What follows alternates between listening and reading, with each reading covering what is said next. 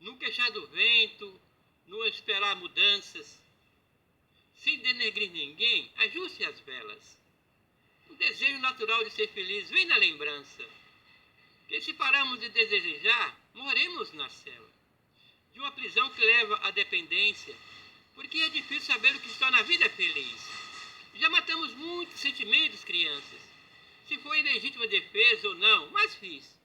Acorda que faz o banho suar, acorda que levou ao suicídio de alguém, acorda para ver o sol despontar. A felicidade, o que é isso mesmo, meu bem? Ter o julgamento é uma confissão. Será que é o mesmo peso, silêncio e barulho? Na anatomia que mais vejo felicidade e noção. Olhando pelo ponto futuro, há entulho. Falando de perplexidade ao denegrir, é melhor tentar ser feliz com o que resta. Uma forma muito sutil de sentir. Me remeto aos Deus e suas metas. Desde todas a finalidade, realmente o que leva à felicidade? Uma vida casta e reta.